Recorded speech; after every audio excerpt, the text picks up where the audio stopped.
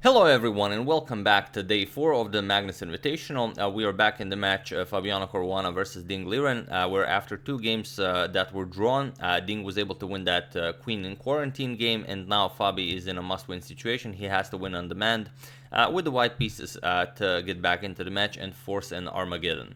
So let's see what happened. Fabi opened with e4, and here as he needs only a draw, Ding does not go for the Sicilian, which he employed so far against e4 in this tournament, but rather for e5. Sorry about that. And he will go for a Berlin defense. We have knight to f3, knight to c6, bishop to b5, and knight to f6. Not even trying to create some sort of a martial attack, as he is a martial player. So he wants a very solid setup for Fabi to have to force things. We have d3 and bishop to c5 now. Bishop captures on c6, d captures and knight b to d2. We have castles by both players and rook to e8 now by Ding. Fabi goes king to h1, and it is a new move in the position. There are a few games where knight to c4 was played, but as of move 8 we have a completely new game. So Ding continues with a5, grabs more space on the queen side. We have knight to c4, now putting more pressure on e5, and knight to d7, now preparing to strengthen the center with f6. We have a4 by Fabi, not allowing further expansion by Ding on the queen side, and b6 now.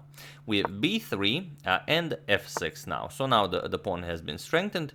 We have bishop to e3, challenging Ding's bishop, and bishop back to b4, making it hard for Fabi to use the rooks. We have knight to h4, going after the f5 square, and now knight to f8, keeping control of that f5 square with the bishop, but Fabi goes to it just as well, because even if bishop captures, pawn captures, yes, you've doubled white's pawns and you could even go after the pawn, but after queen h5 it's not easy to do anything about that pawn, so it might not actually be a problem for white.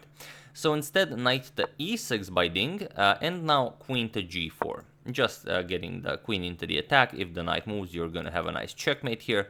Also, black has to be careful not to run into some sort of tricks after knight h6 check. So g6, kicking the knight back, but now just queen to g3. The knight is off limits, but you just want to get your queen away from this diagonal. So bishop to c3, putting pressure on the rook, but also maybe planning bishop to d4 to try and trade off one of Fabi's attackers. Rook a to d1, and now king to h8. Now there is a threat of capturing the knight, so knight to h6, going after that f7 square to fork the king and the queen. So queen to e7, guarding the f7 square. We have queen to h4, and now rook to f8, getting more defenders to the f6 square if knight to g4 comes. We have h3, and now queen to g7. So just putting pressure on that knight here. g5 is an idea which will kick away the queen and block off the bishop's defense of the knight. So knight back to g4, and now g5 just as well. We have queen back to g3, and now knight to f4. And now Ding has everything under control. He has a beautiful knight on f4, the bishop is nicely placed on c3, and he has a clear idea of what he wants to do. He wants to play h5 and bust open the king's side.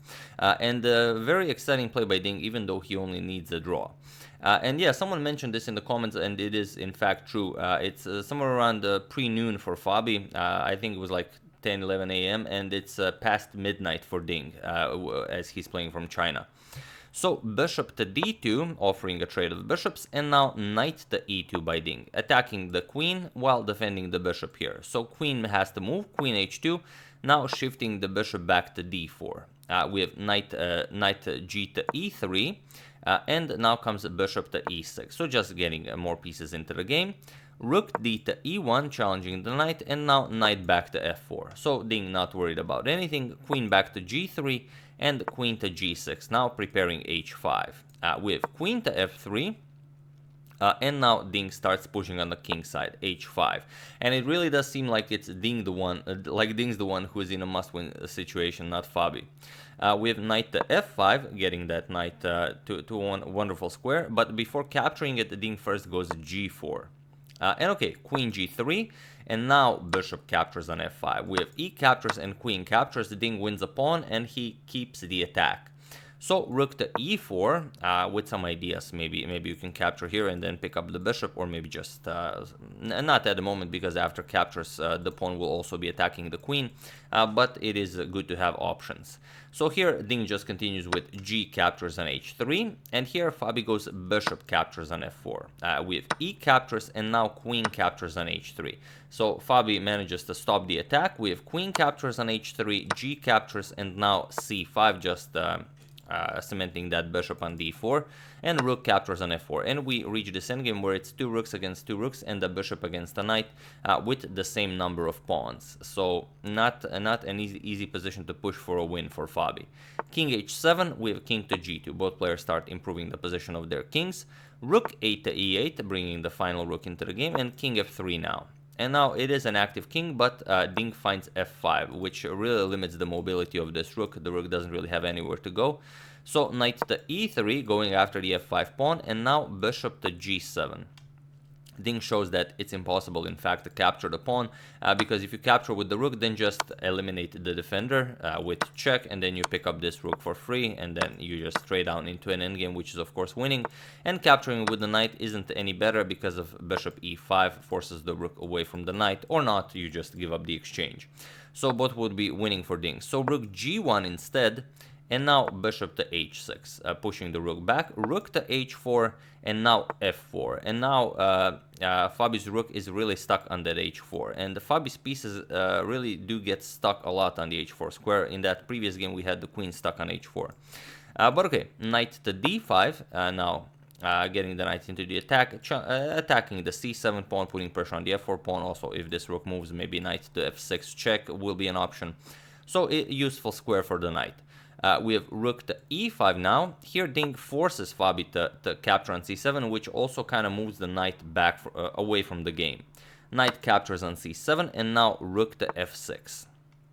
So keeping that knight away from the game. We have c3, and now comes rook to g6, offering to trade one of the rooks, which Fabi declines. He needs as many rooks as possible in the game, since this one isn't really doing all that much.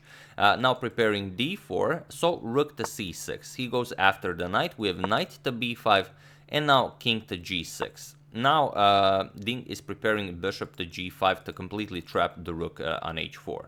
So Fabi first pushes d4, and now comes c captures on d4. We have c captures on d4, and now instead of moving away with let's say rook d5 to keep an eye on the pawn, Ding goes for rook captures on b5, and it is in fact the best move. However, there is an issue here. Fabi recaptures, and here Ding played rook to c3 check. But there is another move you can play here, so even feel free to pause the video to try to find this move while I give you a couple of seconds.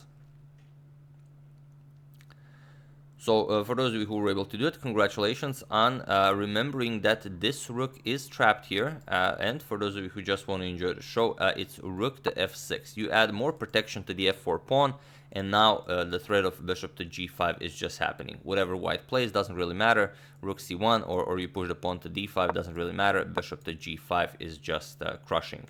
Here you would have to give up the rook, and you don't have anything good to capture. Like you could capture here, or you could maybe pin with rook to g1, but this also doesn't work because the king simply moves, and now you have to give up either. Nothing really works here. Even trying to give up the exchange like this doesn't work because the rook is still stuck here. You can't save the rook.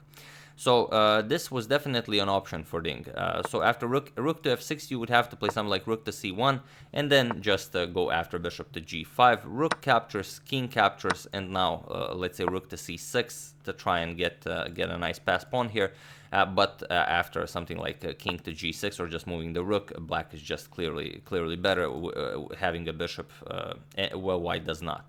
But instead, Ding went for rook to c3 check. He wanted to grab the b3 pawn, and Fabi now went king to e4. And now it's a bit different. g5, but now rook to g1, and now it's different as the f4 pawn is only defended once. So here, king to h6, but now Fabi just gives it back. Rook captures on f4. Bishop captures, and now king captures on f4.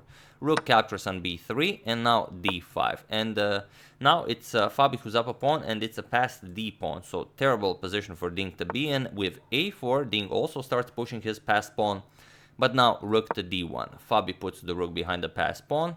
Now rook b4 check, we have king to f5, and now rook captures on b5, grabbing even that pawn. This one is now pinned. King e6, and now it's hard to do anything about this push of the pawn. So rook b2, Ding decides that he's going to grab as many pawns as possible. Rook e2 check, we have king to d5, and now rook captures on f2, but now just d7. And there is no way to stop this. Rook to f8, now comes king to c6. And here we have king to g5 going after this pawn, but Fabi just brings a queen into the game, and Ding is forced to give up the rook. So king to h4 by Ding, but now Fabi just played rook to d3, and you are not grabbing this, you are never crossing a3. So it was in this position on move 64 that Ding Liren resigned the game, and yes, Fabi was able to win on demand, and he takes this match into Armageddon. So excellent game by Fabi. Ding really had everything under control, and then it's like he forgot that he needed to go after the trapped rook on h4. Really just crazy stuff. But everything was top notch. That exchange sacrifice on b5, and then just not going after that here after this a captures on b5 move, just here, and then you just go bishop g5. It's game over basically. But yeah, might have something to do with the fact that it's over past midnight. I think it was like 1 a.m. At the time that Ding was playing this game.